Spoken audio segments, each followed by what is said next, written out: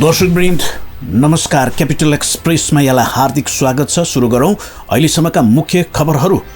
लुम्बिनीमा प्रदूषण कम गर्नका लागि भन्दै एसियाली विकास बैंकको सहयोगमा 6 वर्ष अघि 6वटा बस र 13वटा भ्यान गरी 19वटा विद्युतीय सवारी साधन ल्याइएको थियो।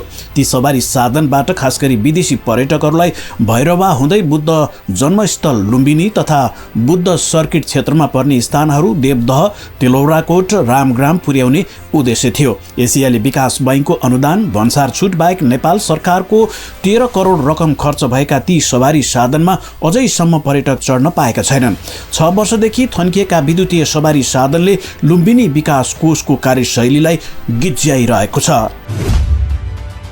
क्रान्तिकारी कम्युनिस्ट पार्टीका महासचिव मोहन वैद्य अस्पताल भर्ना हुनुभएको छ।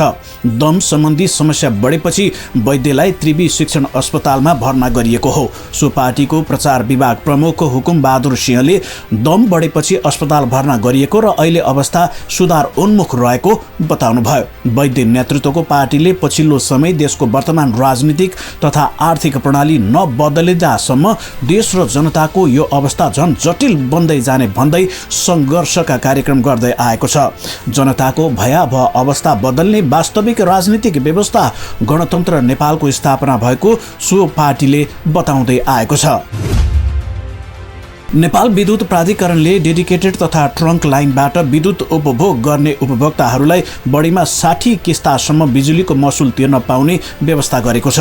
ऊर्जा, जलस्रोत तथा सिंचाई मन्त्री शक्ति बहादुर बस्नेतको अध्यक्षतामा सोमबार साँझ बसेको प्राधिकरण सञ्चालक समिति बोर्डको बैठकले बक्यौता रकम भुक्तानी गर्न किस्ताबन्दीको व्यवस्थालाई बढाएको हो। प्राधिकरणका कार्यकारी निर्देशक कुलमान घिसिङले जति महिनाको छुट बिल जारी गरिएको हो त्यति नै महिनाको वा बढीमा 60 महिनाको किस्ताबन्दीको सुविधा दिने विशेष व्यवस्था बोर्डबाट गरिएको जानकारी दिनुभयो।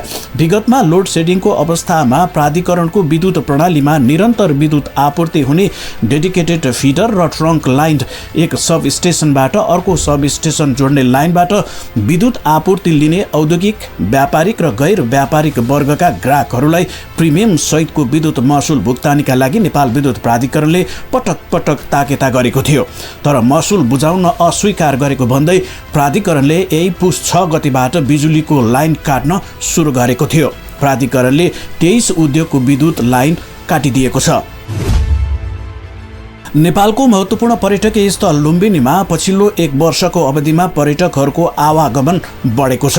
सन् 2023 मा तेस्रो मुलुकबाट 76,210 जना पर्यटक लुम्बिनी आएका छन्। यसअघि सन् 2019 मा 115 मुलुकबाट गरी 1,74,015 जना पर्यटक लुम्बिनी आएका थिए भने 5 वर्ष अगाडिको तुलनामा 2023 मा लुम्बिनी आएका तेस्रो मुलुकका पर्यटकहरूको संख्या झन्डै 1 लाखले कमी भए पनि कोभिड पछि सुस्ताएको पर्यटक क्षेत्रका लागि यो संख्याले केही आशा भने जगाएको छ।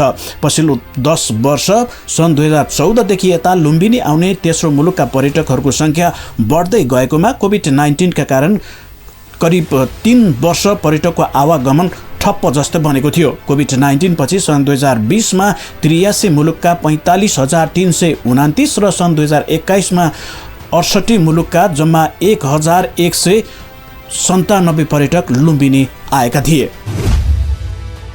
दक्षिण कोरियाली विपक्षी दलका नेता ली जे म्याङमाथि पत्रकारहरूसँग कुराकानी गरिरहेका बेला छुरा प्रहार भएको छ। कोरियाली समाचार एजेन्सीका अनुसार आक्रमणकारीलाई बुसान स्थित घटनास्थलबाटै पक्राउ गरिएको छ। विपक्षी दलका नेता ली जे म्युङ दक्षिणी बन्दरगाह सहर बुसानको भ्रमणमा रहेको बेला आक्रमण भएको योनहाब समाचार एजेन्सीले जनाएको छ। लीलाई एक अज्ञात व्यक्तिले घाँटीको देब्रे भागमा छुरा प्रहार गरेका हुन्। लीको अटोग्राफ माग्दै उनी नजिक पुगेका थिए। त्यसपछि अचानक अगाडि बढेर उनीमाथि आक्रमण भएको अन्तर्राष्ट्रिय सञ्चार माध्यमहरूले जनाएका छन्।